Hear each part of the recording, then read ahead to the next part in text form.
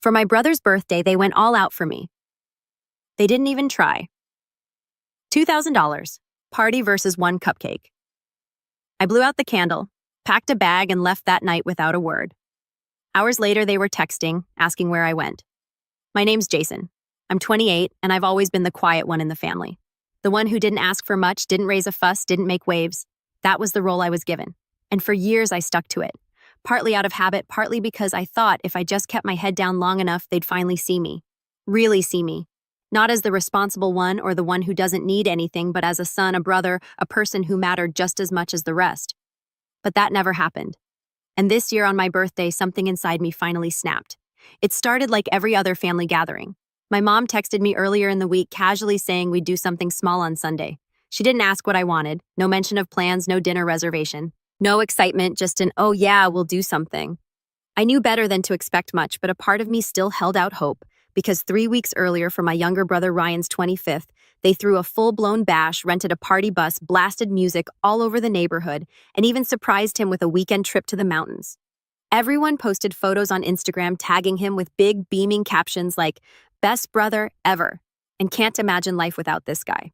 I smiled politely and the group shots kept the camera steady when I was asked to take videos and didn't say a word when no one thanked me for covering the catering deposit up front. That was always my role, the background guy. So Sunday rolls around. I showed up at the house around noon wearing jeans and a polo shirt. Nothing flashy, but I'd at least taken the time to shave and bring over some fresh pastries from the bakery near my apartment. My sister Emma opened the door, distracted and on the phone, barely pausing to say hi before walking back inside. The living room was quiet. No balloons, no decorations, not even a happy birthday banner. Just my mom in the kitchen pulling a single plastic-wrapped cupcake from the fridge and placing it on a paper plate. "There it is," she said with a tired smile like she was offering me a rare treat. "You still like vanilla, right?" I stared at the cupcake. The frosting was already sliding off the top and someone had jabbed a crooked candle into it. My dad came in from the garage holding a card, the kind you grab last minute from a drugstore, already signed in different handwriting by everyone from all of us. No note, no message, just a few names scrolled under a printed joke about aging. I didn't say anything right away. I didn't trust myself too. I just stood there, blinking back whatever this tight feeling in my throat was. It wasn't anger exactly. It was worse, like I'd spent years trying to be okay with being overlooked. And now I couldn't even fake it anymore. My dad clapped me on the shoulder. "Go ahead, make a wish. And hey, don't expect a parade. You're not a kid anymore." That did it. I looked up at him, then at my mom, who was busy scrolling through her phone like she hadn't even heard him. My brother was nowhere to be seen, probably still recovering from his birthday weekend. Emma had disappeared upstairs. I was alone in the kitchen, staring down at a cupcake no one even bothered to light properly. I blew out the candle without a word, picked up my bag, and walked out the front door. No one stopped me. No one even asked where I was going. I got in my car, drove back to my apartment, and sat in the parking lot for a solid 15 minutes before I could even move. It wasn't just about the cupcake. It wasn't just about this year. It was about every year. Every time I'd covered a bill without complaint, offered to help with moving, babysat nieces and nephews, driven 2 hours for holidays without asking for anything. Every time I'd made myself smaller, quieter, easier, because I thought that's what family needed me to be. Later that night, after I checked into a hotel a few towns over, I finally looked at my phone. One text from Emma. It read, "Mom's crying. Where are you?" I stared at the message for a long time, thumbs hovering over the keyboard, wondering what I was supposed to feel. Guilt, regret, a sudden urge to rush back and fix things. Instead, I turned off my phone, closed my eyes, and for the first time in a long time, I let the silence settle in without apologizing for it. The next morning, I woke up early. Not because I had to. There were no work calls, no family texts blowing up my phone yet, but because my body was still wired from the night before. I'd fallen asleep with that tight feeling still in my chest, the kind that doesn't really go away. It just dulls with time. The hotel room was quiet, generic beige walls, stiff sheets, the hum of the air conditioner, sterile, impersonal, but weirdly comforting. No family photos, no passive-aggressive comments floating in from another room, just silence. I checked my phone. Missed calls from Mom, one from Dad, a few from Emma, nothing from Ryan. Of course I wasn't surprised. He probably didn't even know or care that I'd left. I didn't answer any of them. Not yet. I needed space. Time to think. For once, I wanted to sit with how I felt without having to explain it to anyone who'd already decided I was too sensitive or overreacting. Around noon, I went down to the hotel cafe, ordered a proper breakfast. Eggs, toast, coffee that didn't come from a reheated pot, and brought my laptop with me. I started scrolling through my email and bank accounts. I wasn't just wasting time, I was planning. You see, here's what no one in my family really talked about. I had quietly become the financial backbone of that household. Not because they were destitute, but because they were careless. My parents had made a series of bad investments in their late 50s and were quietly bailed out by me more times than I could count. When Emma went back to school, I helped pay for her tuition shortfall. When Ryan moved out and couldn't make rent, I loaned him a few thousand to get on his feet. My name was on the utilities at my parents' house. I paid for the monthly internet, half the mortgage, though no one mentioned that during family dinners, and most of the maintenance for the family car Dad still drove. I did it because at the time it felt like the right thing to do. But what happened the day before made me realize something. They didn't just rely on me. They expected it. They thought of me as reliable, not generous. A wallet, not a person. And worst of all, they didn't respect me enough to even pretend otherwise. After breakfast, I made a list. I pulled up all the accounts where I was listed as the payer co-owner or financial backer. Then I started making calls and sending emails slowly, methodically, calmly. The car insurance canceled. I had a separate policy on my personal vehicle. Anyway, the house utilities disconnected from my account. I scheduled it to end by the end of the billing cycle. No drama, just clean breaks. The bank account I shared with my mom, the one where I'd been depositing a monthly helping hand, closed. I transferred the remaining funds back to my personal savings and sent her a polite email letting her know I was no longer in a position to contribute. The family Netflix, Hulu, and every other subscription that magically charged my card every month without anyone saying thank you. Gone. One click. Log out of all devices. By the time I was done, I felt lighter. Not free yet, but lighter. Like I was finally shifting the weight I'd been carrying alone for years. I stayed at the hotel for 2 more days. In that time, Emma sent 3 more texts. One said, "Seriously, where are you? Mom's freaking out." Another just said, "This is childish," and then finally, you hurt them, right? That one made me pause. Not because it was true, but because it was exactly the problem. I hurt them. They couldn't even imagine I'd been hurt first. On the 3rd morning, I finally responded. Just one message. Asked Mom what she did for my birthday. 5 minutes later, Emma replied, "Jason, it's not a competition." I didn't answer. Instead, I drove back to my apartment. I wasn't hiding. I just didn't feel like being the one to show up first, tail between my legs like I was supposed to apologize for finally drawing a boundary. That weekend, I didn't hear from anyone. But on Monday morning, I got a call from my dad. I let it go to voicemail. His message was short-clipped. "Jason, we need to talk. I think you're taking this too far. Your mother's really upset. We're family. Call me back." Family. That word used to mean something to me. Now, it just sounded like a card they pulled out when things didn't go their way. I didn't call back. Later that afternoon, I got a knock at my door. I wasn't expecting anyone. When I looked through the peephole, I saw Ryan backpack slung over one shoulder looking like he hadn't slept in a day. "Open up, man," he said. "We need to talk." That was the moment things started shifting slowly, uneasily, but definitely. I didn't open the door right away. I just stood there staring through the peephole at Ryan like I was looking at a stranger. My little brother, golden boy, favorite child, the one who got the cheers, the weekends away, the surprise parties that were so proud of you. Speeches I never heard growing up. We were close once, or at least I thought we were until I realized most of our closeness was me helping him, covering for him, picking up the slack so he could keep coasting. He'd never showed up at my door like this before. Uninvited, unannounced. And definitely not when things got uncomfortable at home. "Jason," he said again, softer this time. "Come on." I sighed and opened the door just enough to lean against the frame. "What do you want?" He gave a sheepish half smile like we were still kids and he'd just broken a window with a baseball. "Look, I didn't know it was like that bad." I raised an eyebrow. Didn't know what was bad. That nobody could bother to plan more than a grocery store cupcake for my birthday, or that I was paying your rent 3 months ago while everyone else was busy throwing you a party bus bash. He shifted on his feet, trying to play it cool. "Okay, yeah, that was messed up, but you didn't say anything." I almost laughed, not because it was funny, but because of how predictable it was. Of course I didn't. I said, "You know why?" Because I was raised in that house. Taught that if I wanted attention, I was being dramatic. If I asked for anything, I was being selfish.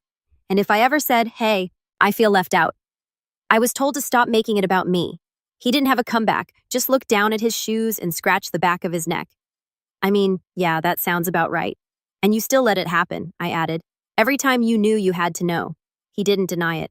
I didn't think it mattered to you. He finally said, you always seemed like you were good, like you didn't care about that stuff. That hit harder than I expected. I was good at pretending at swallowing things, at being the one no one had to worry about, but I was tired. So tired of being the solid one so everyone else could afford to fall apart. I opened the door fully in motion for him to come in. We sat on the couch and I waited. Let the silence hang. I wanted him to feel it.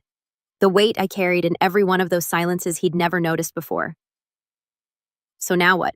He finally asked, picking at the loose string on his sleeve. You cutting everyone off? I shrugged, not out of spite. But I'm done being used. He gave a bitter laugh. You think they'll even notice? I know they will, I said. Mom's already crying. Remember? He winced. She's a mess. Keeps saying she didn't mean for things to be unfair. Funny how she only says that now. Ryan looked up at me then. Really looked. Not like a little brother to an older one, but like a guy who just realized someone he'd taken for granted had lines he didn't know not to cross. What do you want me to do? He asked. Like I can't fix all of it, but tell me what you need. It was a rare moment of humility from him. I believed it mostly, but I also knew this wasn't just about me. It was about the entire house of cards my parents had built with me as the foundation. And now that I'd started pulling out, it was all starting to shake. Tell them the truth, I said. Tell them you saw me walk out because I was tired of being treated like I don't matter. Tell them I won't be helping with money anymore. No more. Just until the end of the month. No more covering Dad's truck repairs or Mom's prescriptions or Emma's tuition shortfalls. He nodded slowly, the weight of that finally settling in. And if they ask why I added, don't tell them I'm angry, tell them I'm done. He left without another word, just a quiet nod like he finally got it, or at least was trying to. I didn't expect him to change overnight. I didn't expect any of them to, but I knew deep down something had shifted. Later that night, I got a voicemail from Mom. She didn't yell, didn't guilt trip me. Her voice was quiet, tired. Jason, I didn't mean for it to be so uneven. I thought you didn't need the same things, and maybe that was a terrible assumption. I'm sorry, please come by or call, just something. I didn't respond, not yet. Because what came next wasn't an apology, it was denial guilt pressure. And then the real manipulation began. 2 days passed, no more calls, no more texts, just silence. Then, like clockwork, it all came crashing in. It started with a message from Emma. Not a text, but a long, dramatic email. The subject line read, "You're tearing this family apart." I didn't even have to open it to know what was inside. Still, curiosity got the better of me. I clicked. The first line, "I don't know what's gotten into you, Jason, but this isn't how families work." She went on to list everything I'd done, walking out, abandoning Mom, making a scene, and withholding support like you're punishing us. She said I was acting like a stranger, that our parents were hurting, and it was my responsibility to help keep the family together. My responsibility, not Ryan's, not hers, just mine. There was no mention of the cupcake, no mention of the years of lopsided treatment or how I'd subsidized half their lives, just a guilt-laced plea dressed up as concern. The kicker she closed with, "If you don't come over this weekend, I don't know if we can ever fix this." And I sat there staring at my screen, stunned, not by the words, but by how unsurprising they were. That weekend came and went. I didn't go. Sunday night, I got a text from Dad. Just 2 words, "Call me." I didn't. So he showed up at my apartment. He knocked twice, then harder. When I didn't answer, I heard his voice through the door. Low, firm, but laced with frustration. "Jason, enough of this. Open the door." I didn't move. He knocked again. "I know you're in there." I stayed quiet. Then he said something that made me clench my fists. "You're making your mother sick. You know she's barely eating. Like clockwork. Emotional blackmail." I opened the door slowly and stood there. We stared at each other for a moment. His expression was hard, like he'd rehearsed this confrontation. I could see it in his eyes. He wasn't here to listen. He was here to win. "You done sulking," he said. That word sulking lit something in me. "Is that what you think this is?" I asked quietly. "I think," he said, stepping inside uninvited, "that this little stunt has gone far enough. Your mother's been crying. Emma's furious. And Ryan? Well, he's trying, but this is getting out of hand." I stood still, trying to stay calm. "You're talking about a stunt, but not once have you asked why I left." Dad scoffed. "Because we didn't throw a big party."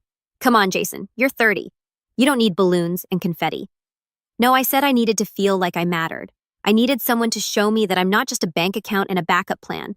That after all these years, I'm more than just the one who keeps things running while everyone else gets to shine." He rolled his eyes. "You've always been dramatic."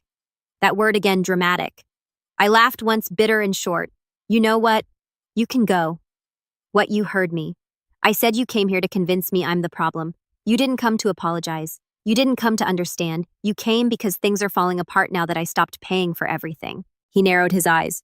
You think this is about money? I know it is, I said, because the moment the bank shut off, the whole house started shaking. Dad didn't say anything, just stood there fuming. And then in a tone I hadn't heard since I was a kid, he said, You think you're better than us now, huh? I looked him dead in the eye. No, I just finally think I deserve equal. He left without another word. The next day, the family group chat, which I hadn't left, just muted, lit up. Emma said she was disappointed in how I'd handled things. Mom sent a single message. I don't know who you've become. And then Ryan dropped, said he became the only adult in the room. Took me too long to see it. The chat went silent. The days that followed were quiet. I thought it might finally be over, but that was when the real turning point came. A letter arrived in the mail certified from a lawyer. Inside, notice of intent from my parents to remove me from the future estate plan due to estrangement and recent behavior. I sat at my kitchen table holding the paper, a cold shock running through me. Not because I cared about the inheritance, but because they genuinely thought that was leverage. They didn't know I already knew. I'd seen the estate documents 2 years ago when I helped pay for the lawyer. I was never the main beneficiary. Ryan was. They were just using it now, dangling the illusion of something I'd already been excluded from. Like I should be grateful for a future scrap. That was the final straw. I didn't cry, I didn't scream. I just stood up, walked to my desk, and pulled out a folder labeled receipts, literal and metaphorical. I had every email, every bank transfer, every invoice I'd paid for them over the last 5 years. I didn't gather them for revenge. I gathered them because I'd learned slowly and painfully that people will rewrite history if you let them. And now I wasn't letting anyone rewrite mine. I spent that entire night going through the folder. Every transfer, every receipt, every polite little thanks. J-text I'd gotten after covering yet another family bill. I screenshotted bank statements, dug up, emailed invoices, pulled up texts from years ago that said things like, Hey, can you cover this month? Just until we get things sorted. I built a timeline organized, thorough, impossible to argue with. Then I wrote a letter, not emotional, not angry, just facts. I included totals. I noted exact dates. I listed the utility accounts still tied to my name, the car insurance payments, the emergency transfers when mom's credit card bounced or dad's truck broke down. I finished it with one sentence. Consider this formal notice that all financial support, direct or indirect, has been permanently discontinued as of this date. Then I attached everything and sent it to each of them, Mom, Dad, Emma. And even Ryan through individual emails marked with red receipts. I also CC'd the lawyer who sent me the estate letter with a short message. Appreciate the heads up. Please note I was never the intended beneficiary, so no need to threaten me with exclusion. I'm not interested in scraps. I've been the one subsidizing the empire. Less than an hour later, my phone rang. It was Emma. I let it go to voicemail. Then came Mom and Dad. Then a flurry of messages in the family group chat. Most of them, some variation of this is unnecessary. You're blowing things out of proportion. And my personal favorite, this isn't how families solve problems, right? Because apparently families only solve problems when it doesn't involve confronting their own behavior. Then Ryan texted me privately. I read it all. I didn't know it was that much. I responded simply, now you do. He didn't reply, but I noticed he left the group chat later that night. The following weekend, I got a call from my aunt, Mom's sister. I hadn't spoken to her in years, mostly because we only saw each other during holidays and she lived out of state. But she'd seen the ripple effect, heard the family's version of the story, then saw my email, which Mom had forwarded to the extended family, with a dramatic caption, Look what Jason's turned into. I wanted to hear it from you, my aunt said over the phone. So I told her everything slowly, calmly. I didn't exaggerate, didn't try to spin it, just laid it out like a story I'd finally decided was worth telling. When I was done, she let out a long breath. I always wondered why they leaned on you so much, she said. But I figured it was mutual. I didn't realize they never gave you anything back. That was the first time I heard someone in the family say it. She didn't offer a solution, didn't try to fix it, just validated it. That alone meant more to me than any fake birthday celebration. In the weeks that followed, things changed, but not in the way sitcoms promise. There was no big family reunion, no heartfelt apology in the rain, no group hug in the driveway while dramatic music played. Instead, the silence grew longer, heavier, and somehow more peaceful. Mom tried reaching out a few more times. She even sent a letter in the mail, handwritten, pages long. It rambled, half apology, half guilt trip. She said she never realized how much I did, that she thought I didn't mind, that she wasn't perfect but always had good intentions. And I believe that I did. But I also believe that good intentions don't excuse years of selective blindness. So I wrote back, I don't hate you. I'm not trying to hurt anyone, but I won't pretend anymore. I'm not the unbreakable one, and I never should have had to be. I'm okay with space if that's what it takes for people to see me clearly. She didn't respond. I saw Emma once, months later, at a mutual friend's wedding. She walked up stiffly, held a drink like a shield, and said, "You look good." "You too," I replied. We stood in silence for a beat. Then she said, "Ryan's been different. More grounded. I think seeing the numbers finally shook him." I nodded. "I didn't mean for things to get so cold," she added. "I know," I said, "but I think the cold helped me see what was real." She didn't argue, just gave me a sad smile, then drifted back into the crowd. Eventually, Dad reached out again, not to apologize, but to offer a fresh start. He suggested we put the past behind us and come by for Thanksgiving. I declined. "I'm building something new," I said. "Maybe someday we can meet in the middle, but not yet." Because here's the thing, he wasn't offering reconciliation. He was offering a reset on their terms, the kind where no one talks about what happened and everything goes back to normal. But I didn't want normal. I wanted honest. And I learned that people who aren't willing to talk about the hurt aren't ready to rebuild trust. In time, I filled the space they left behind. I spent more weekends with friends who didn't treat me like a utility. I reconnected with old college buddies. I even joined a hiking group, something I'd never made time for before because I was always too needed. I celebrated my next birthday in a quiet cabin with 3 friends and 0 expectations. No flashy party, no drama, just a weekend of peace, laughter, and people who showed up because they wanted to, not because I sent reminders. That was the first time I truly felt celebrated. Not for what I could do, not for what I gave, but just for being me. So no, this story doesn't end with dramatic fireworks or explosive revenge. It ends with a quiet reclamation of time, of space, of worth. I didn't burn bridges. I just stopped repairing ones that only ever led me to places I didn't feel welcome. And I'm not angry anymore. I'm free. And that's worth more than every party bus, every banner, every "from all of us" card I never asked for. But kept pretending was enough. Now I don't settle for crumbs from a table I built. I set my own and only invite people who bring something.